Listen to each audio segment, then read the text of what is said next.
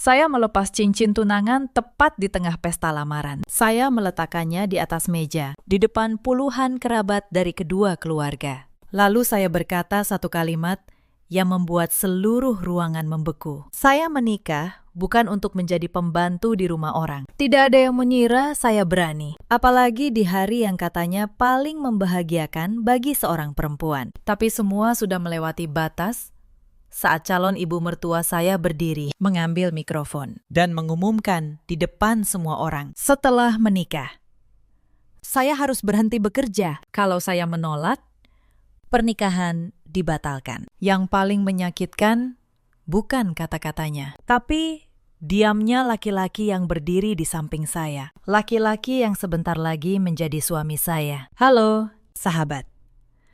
Selamat datang kembali di kanal ini. Tempat kita berbagi kisah nyata tentang rumah tangga, harga diri, dan keberanian seorang perempuan. Kalau cerita ini menyentuh hati Anda, tekan tombol berlangganan. Sekarang, izinkan saya mulai dari awal. Nama saya Anissa, 32 tahun. Saya bekerja sebagai akuntan senior di sebuah perusahaan distribusi di kawasan Sudirman, Jakarta. Sudah 8 tahun saya membangun karir ini dari nol. Saya mulai sebagai staf magang yang menghitung nota sampai larut malam. Lalu naik pelan-pelan karena saya tidak pernah membiarkan satu angka pun keliru. Saya tidak pernah merasa pekerjaan adalah beban. Bagi saya, ia adalah tanah tempat saya berdiri. Ia adalah bukti bahwa saya bisa berdiri sendiri tanpa bergantung pada siapapun. Saya tinggal bersama ibu di sebuah apartemen kecil di Tebet. Apartemen sewa, 2 kamar. Tidak mewah, tapi bersih dan tenang. Ayah meninggalkan kami sejak saya kecil. Bukan karena meninggal, tapi karena pergi mengejar perempuan lain dan tidak pernah menengok lagi. Sejak itu, ibu membesarkan saya sendirian. Ibu saya, namanya Sri, 58 tahun. Dulu ia perempuan yang pintar, tapi hidup mematahkannya pelan-pelan. Dan saya butuh waktu lama untuk memahami caranya patah. Reza adalah tunangan saya, 35 tahun, pegawai kantor pemasaran. Kami berpacaran 3 tahun, tidak selalu mulus. Tapi saya percaya kami cukup mengenal satu sama lain. Ia laki-laki yang lembut, terlalu lembut sebenarnya. Tapi saat itu saya menyebutnya sabar. Saya pernah bertanya kepadanya tentang hidup setelah menikah, tentang tinggal di mana, tentang pekerjaan saya. Ia hanya tersenyum. Tenang saja, katanya. Saya tidak akan pernah memaksamu berhenti. Saya percaya, benar-benar percaya. Dan keyakinan itulah yang membuat pukulan hari itu terasa berkali lipat lebih dalam. Keluarga Reza tinggal di Bekasi. Ibunya, Buati, 62 tahun, janda. Ditinggal mati suami 10 tahun lalu. Ada juga adik perempuan Reza, namanya Fitri, 29 tahun. Belum menikah, kerja serabutan, dan sangat dekat dengan ibunya. Saya pertama bertemu Buati setahun sebelum lamaran. Saat itu, ia ramah, terlalu ramah.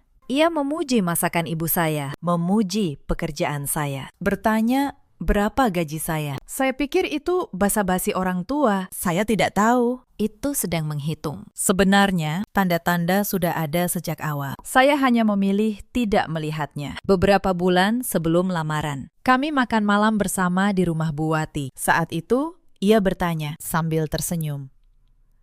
Anissa, nanti kalau sudah menikah, masih mau kerja jauh-jauh ke Sudirman? Capek.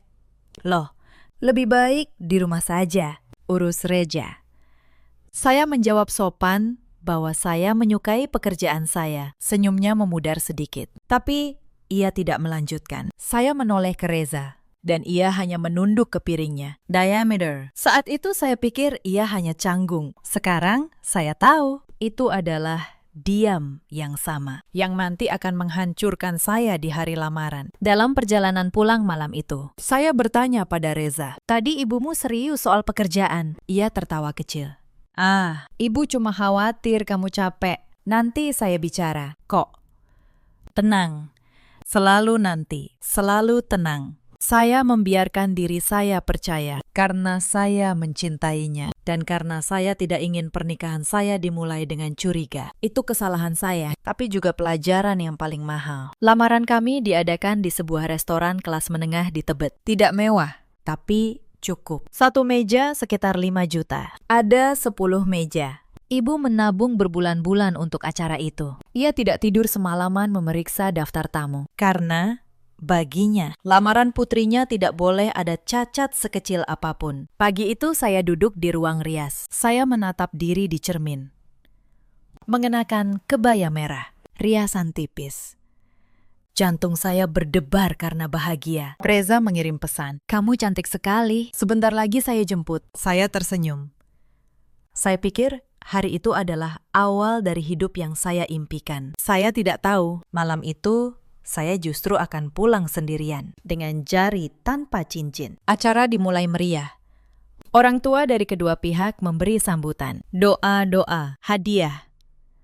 Saya dan Reza berdiri bergandengan, menerima ucapan selamat. Semuanya persis seperti yang saya bayangkan. Sampai Bu Wati meminta bicara. Awalnya saya kira ia hanya ingin memberi nasihat, seperti orang tua lain. Tapi begitu ia mengambil mikrofon, tatapannya lurus ke arah saya. Dan saya merasakan ada yang tidak beres. Hari ini hari bahagia, katanya.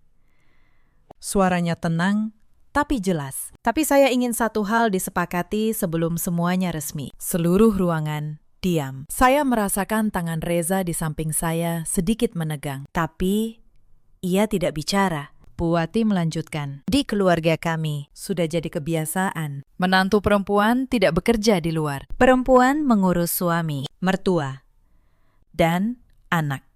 Jadi setelah menikah, Anissa akan berhenti dari pekerjaannya. Saya terpaku.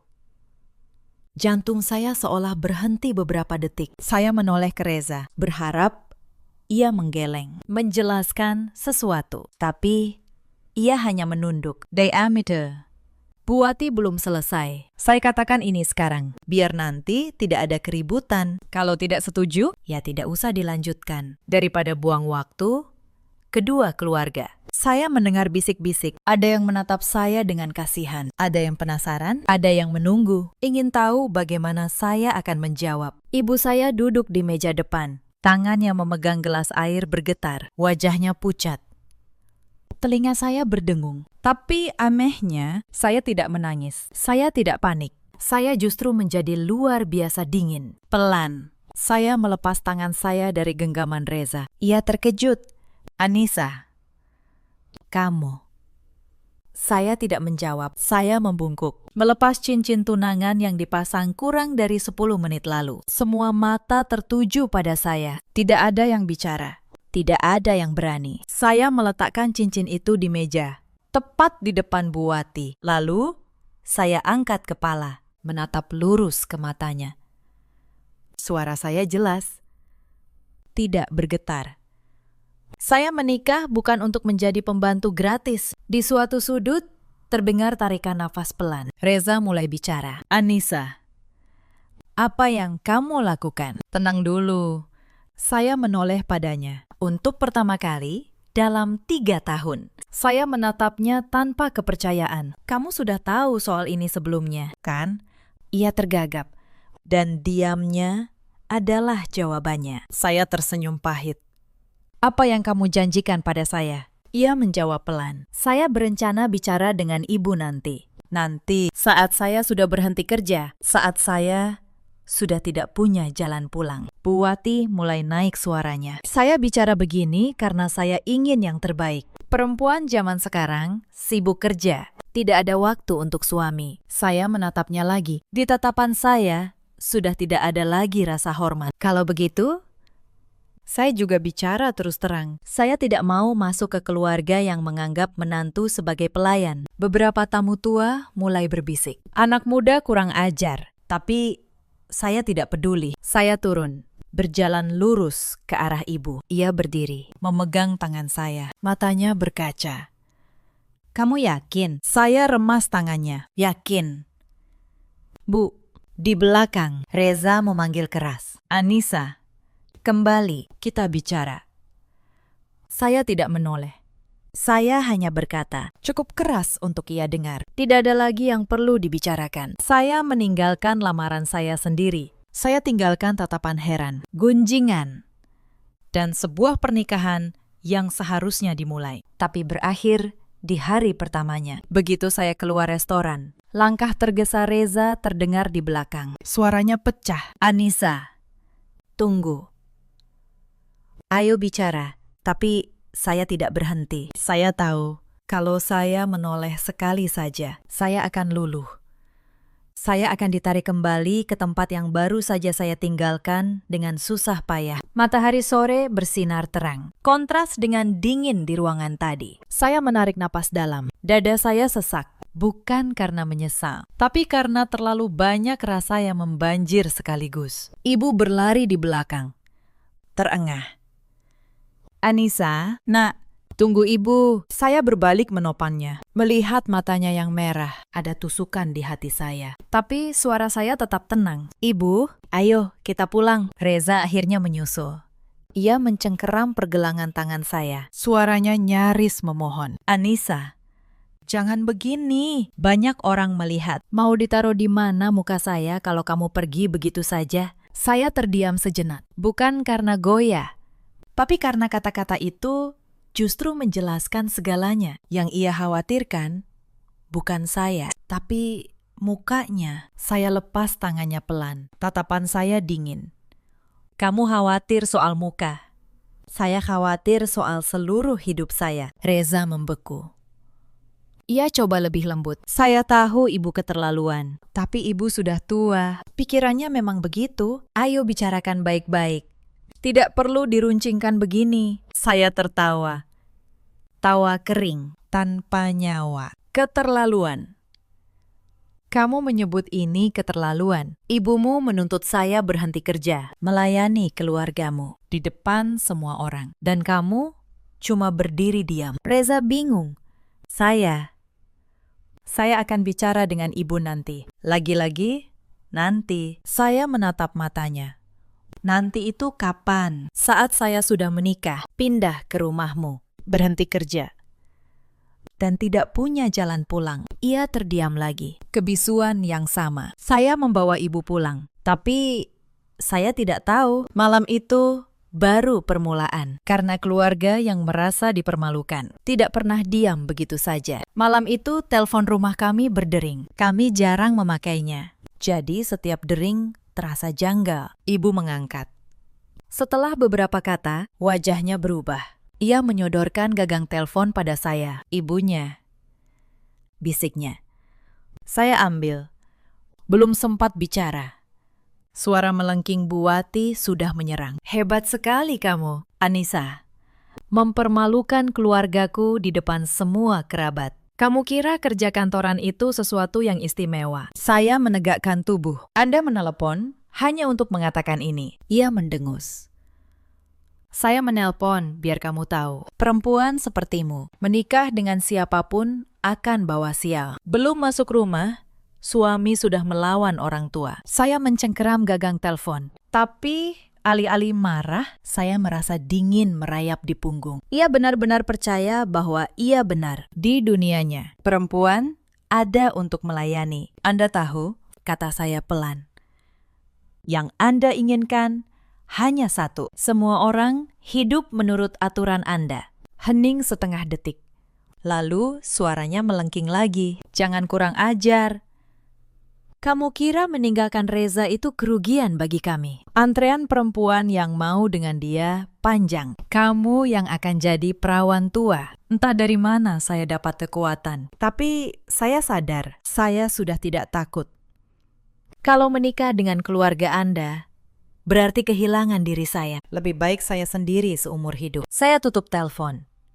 Tangan saya gemetar. Tapi bukan karena menyesal, karena marah yang tertahan. Ibu duduk di seberang, menatap saya dengan iba. Apalagi yang dia bilang? Saya menceritakannya. Ibu diam lama. Lalu, untuk pertama kali dalam hidup saya mendengar kalimat yang begitu tegas dari mulutnya. Baguslah kamu tidak jadi menikah dengannya. Kata-kata itu seperti melepas simpul terakhir di dada saya. Tapi Keesokan harinya, saya tahu bahwa lepas dari Reza bukan berarti lepas dari masalah, karena dunia di luar belum selesai menghakimi. Berita tentang lamaran yang batal menyebar cepat, hanya dalam beberapa hari. Cerita saya sudah sampai ke seluruh kerabat, lalu tetangga, lalu teman lama. Ada yang menelpon dengan simpati tulus, tapi banyak yang menelpon hanya untuk memuaskan rasa penasaran, sambil mengajari saya cara menjadi menantu yang baik. Puncaknya,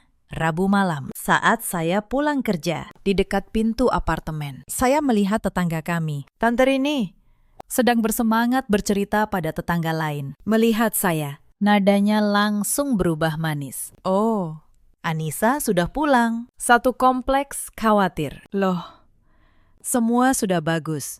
Kok tiba-tiba kamu bikin skandal begitu? Melepas laki-laki sebaik itu. Saya memarkir motor. Belum sempat menjawab. Ia melanjutkan. Suaranya direndahkan, tapi tetap ingin didengar orang. Zaman sekarang cari suami baik itu susah. Apapun kata keluarganya. Kamu mestinya diam saja, biar rumah tangga damai. Baru lamaran saja sudah ribut. Siapa nanti yang mau menikahimu? Kalimat terakhir menusuk harga diri saya seperti duri. Tapi saya berusaha tenang. Menurut saya, yang perlu dikasihani bukan saya. Tante Rini terdiam. Tidak mengerti. Saya sudah mendorong pintu dan masuk. Di belakang, masih terdengar gumamnya. Dasar anak zaman sekarang. Saya masuk, melempar tas, dan kelelahan membebani setiap otot. Ibu duduk di meja. Di hadapannya semangkuk sayur yang belum dipotong. Ia mengangkat mata. Ada kecanggungan di sana. Dari wajahnya saya tahu. Ia baru saja mendengar sesuatu yang tidak menyenangkan. Siang tadi Tante Leni menelpon, katanya. Saya memejamkan mata sebentar. Begitu lelah sampai saya tidak ingin bertanya. Tapi ibu melanjutkan. Katanya kamu gegabah. Katanya, perempuan sejati itu dinilai dari kemampuannya bersabar. Katanya, cepat atau lambat, perempuan harus berkorban. Dan tidak ada pekerjaan yang bisa menggantikan keluarga. Saya mendengarkan tanpa terkejut lagi. Ternyata, di mata banyak orang, menuntut perempuan meninggalkan karir demi rumah tangga adalah hal yang sangat normal. Begitu normal, sampai kalau seorang perempuan menolak. Ia langsung dituduh egois, keras kepala, dan tidak tahu berterima kasih. Saya menuang segelas air. Lalu menurut ibu sendiri, bagaimana? Ibu menunduk ke arah sayur. Tangannya bergerak lebih lambat. Setelah beberapa saat, ia berkata, Ibu pikir kalau kamu memang tidak bisa sabar, ya jangan dipaksa. Saya menunggu kelanjutannya.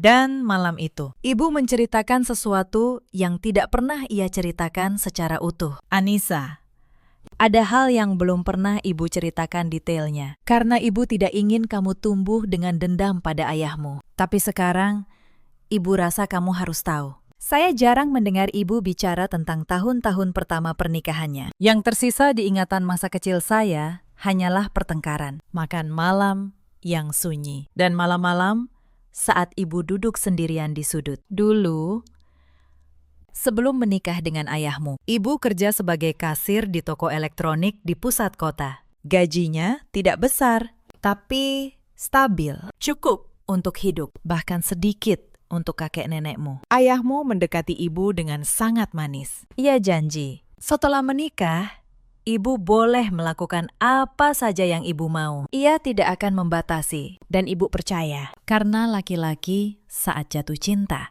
bicaranya memang manis. Ibu tersenyum sedih, tapi belum 3 bulan menikah. Nenekmu menyuruh ibu berhenti kerja, katanya. Buat apa perempuan menikah masih bekerja? Nanti orang pikir keluarga suami tidak bisa menafkahi menantunya. Dan ayahmu, persis seperti Reza, tidak membela. Ia cuma berkata, sudah, sabar saja sebentar, biar suasana tenang. Saya duduk tak bergerak, meski saya samar menduga. Mendengarnya langsung dari mulut ibu, terasa mencekik tenggorokan. Ibu juga berpikir akan sabar sebentar saja, lanjutnya. Tapi kamu tahu, kan? Sekali perempuan mengalah, ia akan dipaksa mengalah selamanya. Setelah berhenti kerja, ibu tidak punya uang sendiri untuk beli sesuatu. Ibu harus minta. Kalau hati ayahmu sedang baik, ia beri. Kalau sedang marah, ia menyindir. Duduk di rumah tidak menghasilkan apa-apa, tapi banyak maunya. Mendengar itu sekali saja sakit. Lama-lama ibu terbiasa. Dan setelah terbiasa, ibu pasrah.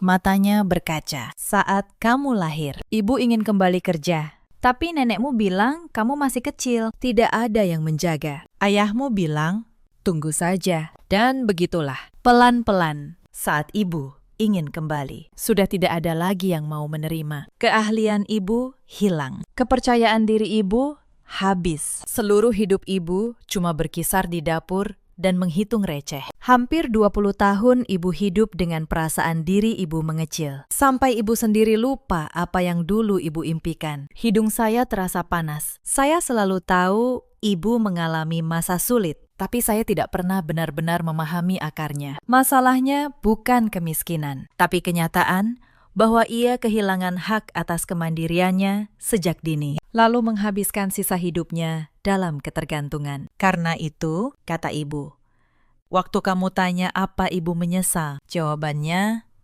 iya, ibu menyesal. Karena dulu, ibu tidak punya keberanian sepertimu. Ibu takut gunjingan.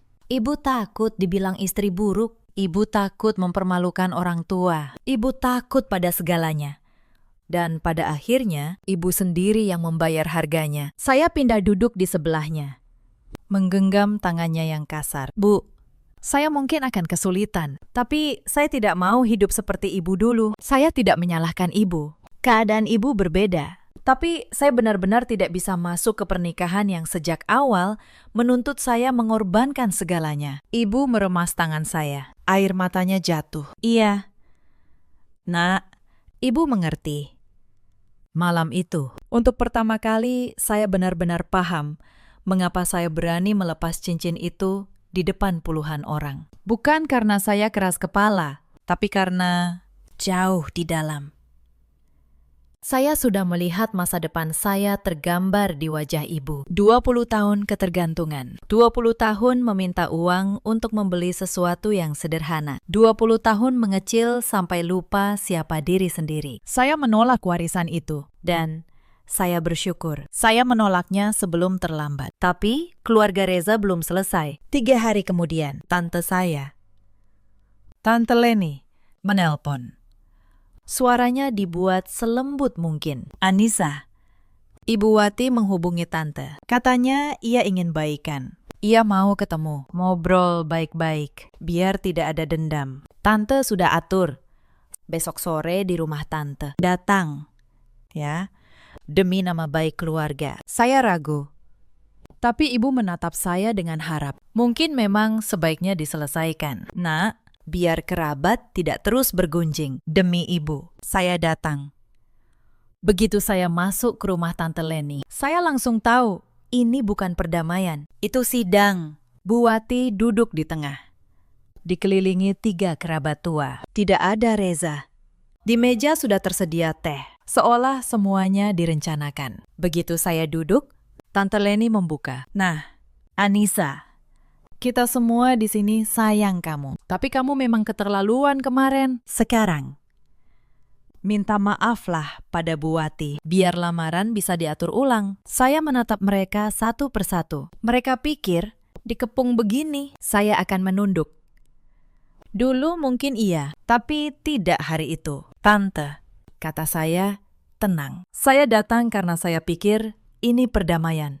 Ternyata ini penghakiman. Saya tidak punya yang perlu saya minta maafkan. Yang menuntut saya berhenti kerja di depan puluhan orang bukan saya. Bu Wati mendengus. Lihat. Kan? Sudah kurang ajar. Tidak tahu diri pula. Mana ada perempuan baik begini? Salah satu kerabat tua menimpali. Anissa. Perempuan itu harus mengalah. Tante dulu juga begitu. Pernikahan itu pengorbanan. Saya menoleh padanya, dan untuk sesaat, saya melihat wajah ibu saya di sana. Wajah perempuan yang sudah lama menelan kalimat itu sampai percaya. Tante, kata saya, Saya hormati, Tante. Tapi mengalah yang Tante maksud itu. Sampai kapan? Sampai saya kehilangan pekerjaan, uang sendiri.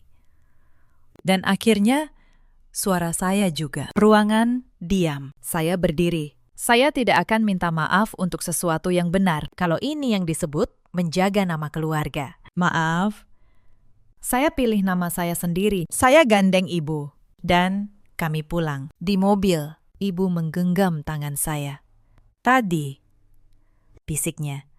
Ibu seperti melihat diri ibu yang dulu duduk di kursimu. Tapi dulu ibu menunduk. Kamu tidak, ibu bangga. Kalimat itu menguatkan saya lebih dari apapun. Tapi saya tidak tahu, ambush di ruang tamu hanyalah peringatan. Pukulan sesungguhnya sedang disiapkan ke tempat yang paling saya jaga. Saya pikir setelah hari itu masalah selesai. Saya salah. Karena keesokan paginya, masalah justru berpindah dari rumah ke kantor saya. Dan kali ini, ia datang dalam bentuk yang jauh lebih licik. Saya kira keluarga Reza akan menyerah. Tapi saya lupa satu hal. Bu Wati bukan tipe orang yang menelan kalah. Ia tipe yang, kalau tidak bisa menyakiti Anda secara langsung, akan mencari jalan dari belakang. 3 hari setelah lamaran batal, atasan saya, Pak Hendra, memanggil saya ke ruangannya, wajahnya serius. Di mejanya ada selembar surat. Anissa, ada surat masuk ke bagian HRD, anonim.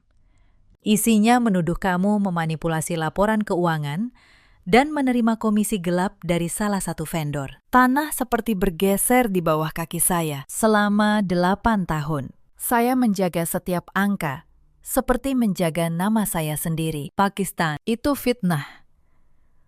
Saya tidak pernah Pak Hendra mengangkat tangan. Saya tahu, tapi tuduhan tetap harus diperiksa. Audit internal akan turun sampai selesai. Saya minta kamu tetap tenang dan kooperatif. Saya keluar dari ruangan dengan kepala berputar. Siapa yang tega? Saya tidak punya musuh di kantor. Tapi malam itu, saat saya membaca ulang salinan surat yang diberikan HRD, satu detail membuat darah saya berhenti. Surat itu menyebut nama vendor secara spesifik. Sebuah toko peralatan kantor kecil di Bekasi. Saya tahu toko itu. Saya pernah melihat namanya di kartu nama yang dipajang di rumah Bu Wati. Toko itu milik sepupu Bu Wati. Saya tidak langsung bicara. Saya tidak punya bukti, hanya firasat. Dan firasat tidak menyelamatkan karir. Yang menyelamatkan karir adalah angka. Maka malam itu saya membuka laptop dan saya mulai menyusun apa yang paling saya kuasai. Bukti. Selama 2 minggu, audit berjalan. Setiap hari terasa seperti berjalan di atas kaca. Rekan kerja yang dulu hangat mulai menjaga jarak. Ada yang berbisik di pantry, lalu diam begitu saya lewat. Seorang rekan yang dulu sering saya bantu, Rani, tiba-tiba memindahkan mejanya menjauh dari saya, seolah takut tertular. Saya tahu bagaimana rasanya dihakimi tanpa pengadilan, tapi saya menolak membela diri dengan air mata. Saya membela diri dengan dokumen. Di tengah 2 minggu yang menyiksa itu, Reza muncul. Suatu siang, ia menunggu di lobi kantor saya, wajahnya gelisah. Anissa, saya dengar kamu kena masalah di kantor. Saya tidak tahu Ibu dan Fitri akan sejauh ini. Saya menatapnya. Kamu tidak tahu atau kamu tahu, tapi diam, seperti biasa. Ia tidak menjawab. Kalau kamu benar tidak setuju, kenapa kamu di sini sembunyi-sembunyi? Bukan menghentikan mereka. Ia menunduk. Lagi, saya berbalik masuk lift. Dan saya tahu. Kehadirannya bukan untuk membela saya, hanya untuk menenangkan rasa bersalahnya sendiri. Saya cetak setiap rekening koran, setiap nota, setiap email persetujuan pembelian selama 3 tahun terakhir. Saya susun rapi dalam satu map tebal. Saya pilah per vendor, per tanggal, per nomor faktur, dan toko milik sepupu Bu Wati itu. Saya periksa paling teliti. Hasilnya jelas. Perusahaan saya tidak pernah sekalipun bertransaksi dengan toko itu. Tidak ada satu faktur pun. Tuduhan itu bukan hanya bohong. Ia bohong yang ceroboh. Tapi saya tidak berhenti di situ. Saya tahu. Membantah saja tidak cukup. Saya harus tahu siapa yang mengirim surat itu. Maka saya minta bantuan teman lama saya, Dimas, yang bekerja di bagian dokumentasi. Saya minta ia melacak amplop surat anonim itu. Stempel pos. Dari mana ia dikirim? 2 hari kemudian, Dimas menemui saya dengan wajah aneh. Anissa, suratnya dikirim dari kantor pos Bekasi Timur. Dan ini yang lucu, pengirim lupa. Ada nomor resi di bagian dalam amplop kedua. Nomor itu terdaftar atas satu nama. Ia menyodorkan secari kertas. Saya membaca nama itu.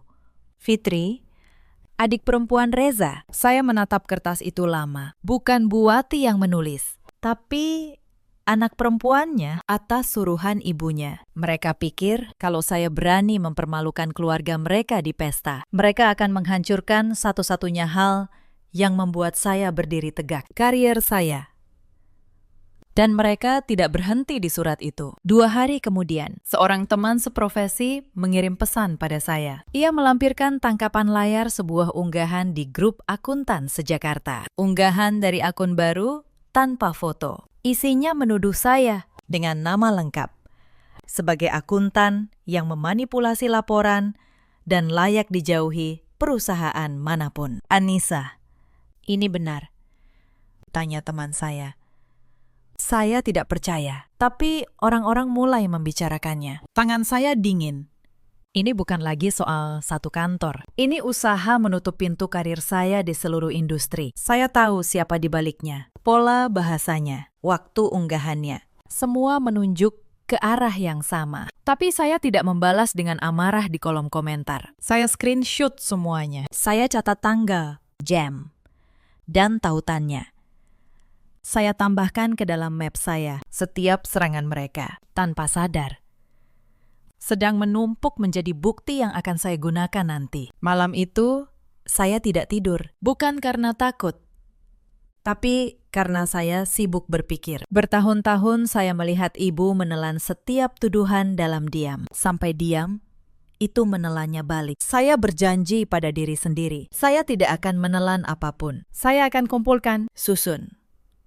Dan suatu hari, saya kembalikan semuanya tepat ke wajah mereka yang melemparnya. Saya bisa saja marah. Saya bisa saja menelpon dan meneriaki mereka. Tapi saya sudah belajar dari cerita ibu. Marah yang meledak hanya menyenangkan lawan. Yang melumpuhkan lawan adalah bukti yang dingin dan rapi. Maka, saya simpan semuanya. Map tebal itu, laporan Dimas. Salinan resi. Saya tahu, saatnya akan tiba. Saya hanya perlu sabar. Tapi sabar versi saya, bukan sabar versi ibu dulu. Di tengah masa audit, tekanan dari dalam kantor pun datang. Kepala HRD memanggil saya. Wajahnya tidak nyaman. Anissa, ada tekanan dari beberapa pihak agar kamu dinonaktifkan sementara sampai audit selesai. Demi citra perusahaan, katanya. Saya menatapnya tenang. Pakistan, saya hormati prosedur. Tapi menonaktifkan saya sebelum audit selesai, sama saja dengan menyatakan saya bersalah sebelum ada bukti. Apakah itu adil? Ia terdiam. Saya minta satu hal saja. Beri saya kesempatan menyerahkan dokumentasi saya pada auditor. Kalau setelah itu, saya tetap dianggap bermasalah, saya akan terima keputusan apapun. Ia mengangguk pelan. Saya tahu. Di saat seperti itu, satu langkah keliru akan menamatkan 8 tahun kerja saya. Tapi, saya juga tahu, mundur bukan pilihan. Mundur adalah persis yang mereka inginkan. Sementara audit berjalan, tekanan dari keluarga Reza tidak berhenti. Suatu sore, ibu menelpon saya saat saya masih di kantor. Suaranya bergetar.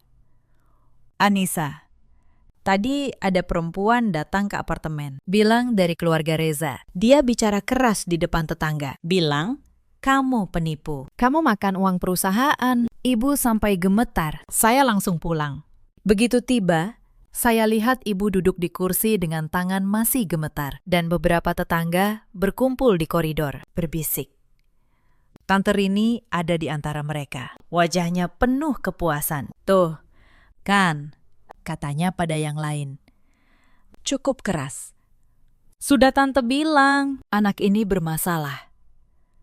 Sekarang, sampai diomongi keluarga calon suaminya. Saya berjalan tenang ke arah ibu, membungkuk. Memegang tangannya. Lalu, saya berdiri. menghadap kerumunan. Saya dengar ada yang bilang saya penipu. Boleh saya tanya siapa yang bilang dan apa buktinya? Tidak ada yang menjawab. Kalau tidak ada bukti, itu namanya fitnah. Dan fitnah di mata hukum ada hukumannya. Kerumunan itu pelan-pelan bubar. Tante Rini yang terakhir pergi, masih menggerutu.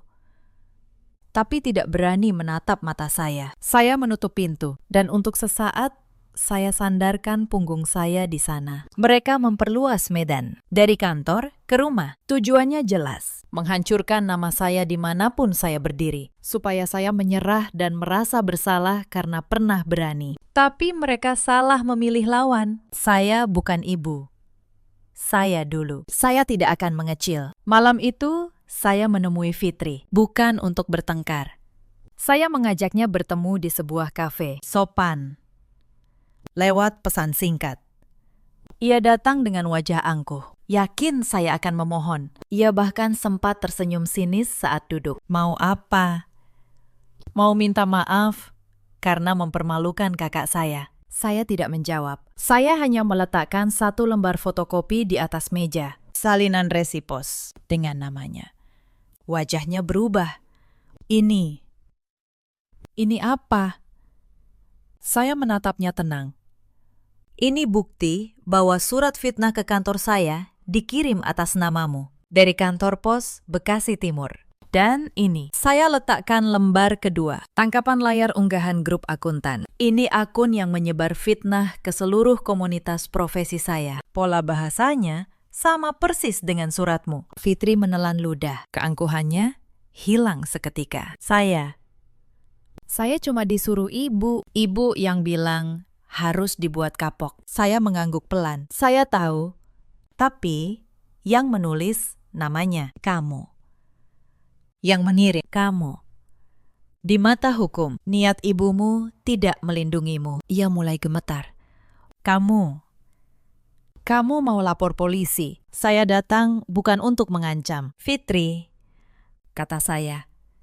Saya datang untuk memberitahu satu hal. Saya tidak akan diam. Kalau audit di kantor saya selesai dengan nama saya bersih. Saya punya hak melaporkan pencemaran nama baik. Dengan semua bukti ini, apa yang akan saya lakukan dengan hak itu? Tergantung pada apa yang kalian lakukan selanjutnya. Ia terdiam lama. Kenapa? Kenapa kamu setenang ini? Saya tersenyum tipis. Karena saya sudah melihat kemana ujungnya. Kalau perempuan memilih takut, saya tidak akan ke sana. Saya berdiri, membayar kopi saya sendiri, dan pergi.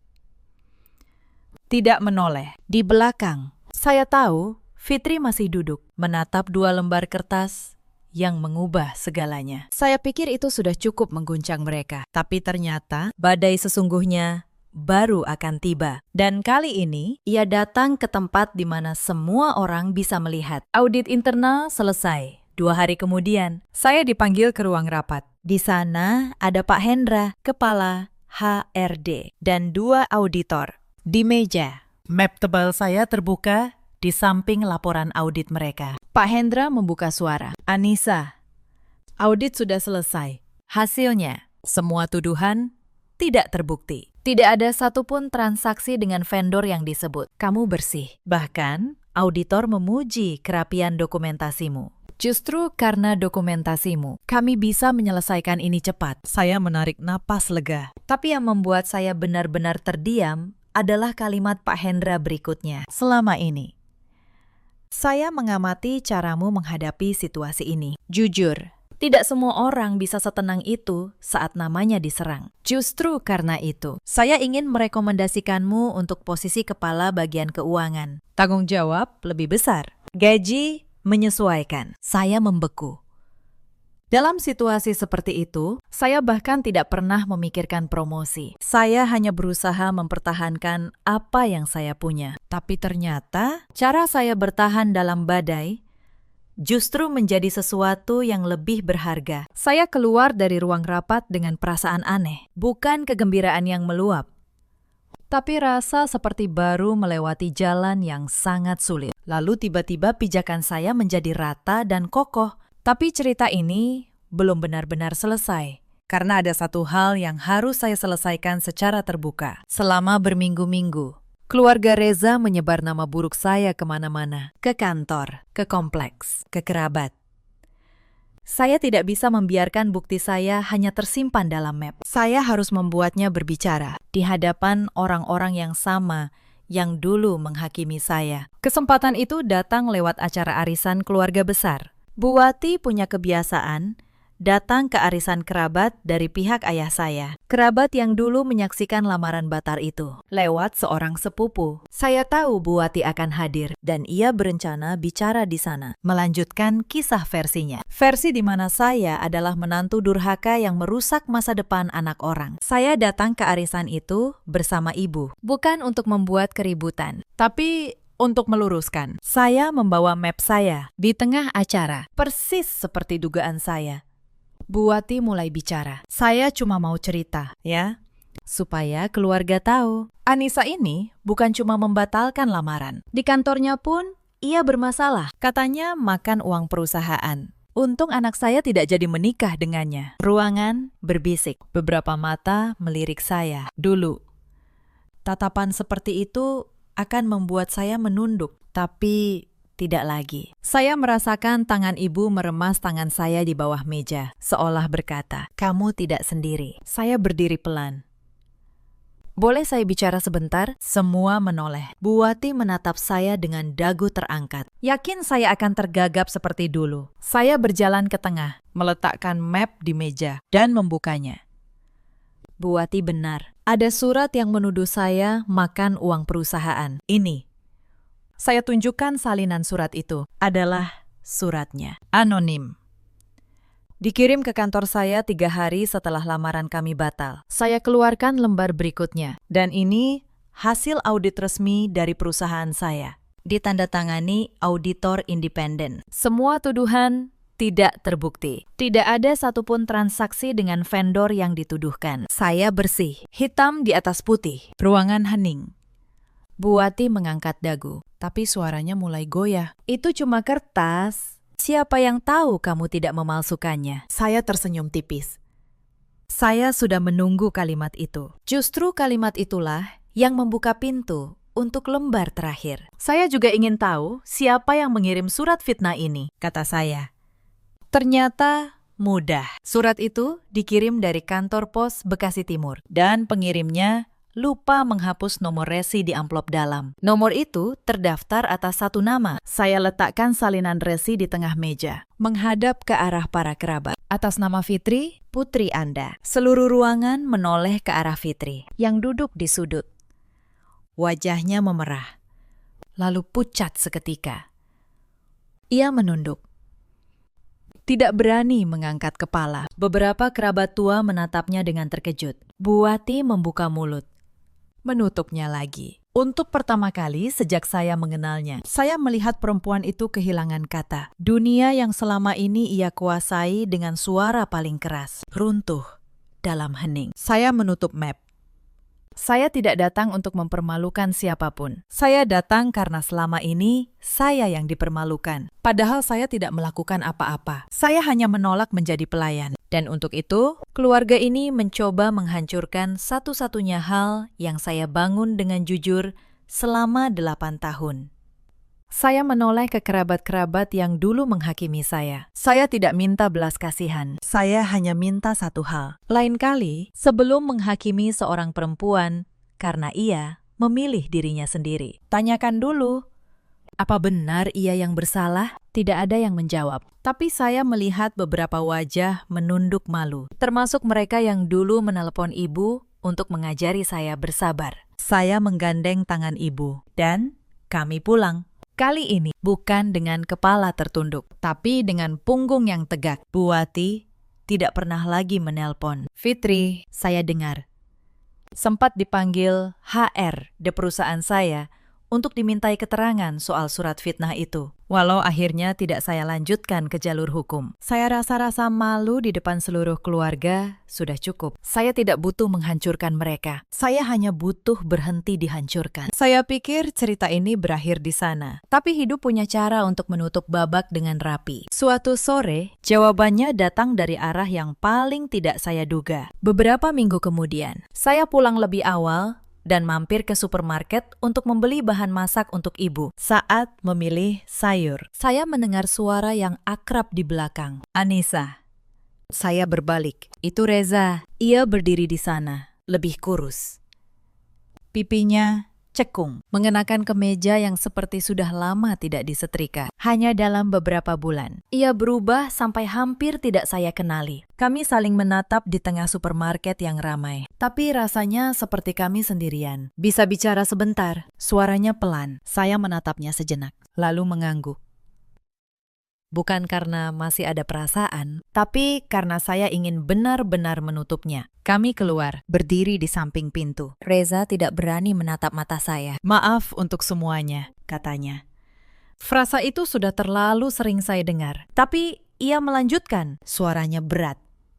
Baru setelah semua ini, saya sadar di mana salah saya. Saya tidak membelamu, tidak berani berpihak. Bahkan saya membiarkan keluarga saya menyerangmu di kantor. Saya melakukan hal yang tidak pernah saya bayangkan. Saya menatapnya. Dan untuk pertama kali, saya tidak merasa marah, tidak merasa sakit, hanya tenang. Di rumah semuanya berantakan, lanjutnya.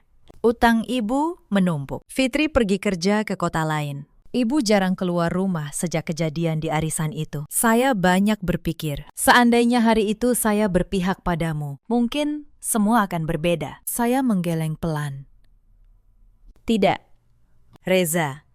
Seandainya hari itu kamu berpihak pada saya, kamu tidak akan menjadi dirimu. Masalahnya bukan pada satu keputusan, tapi pada caramu hidup. Kamu selalu memilih diam, selalu di tengah.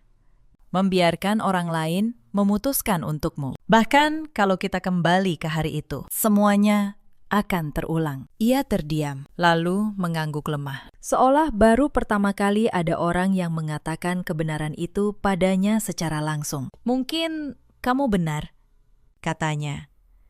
Selama ini saya pikir mengalah itu menjaga damai. Ternyata saya cuma menumpuk masalah ke orang yang saya sayang. Saya menatapnya. Untuk sesaat, saya merasa kasihan, tapi kasihan bukan cinta, dan saya tidak akan menukar hidup saya dengan kasihan. Matanya memerah. Saya tahu. Karena itu, saya datang bukan untuk minta kembali. Saya sedikit terkejut. Ia melanjutkan, saya cuma ingin bilang, kamu benar.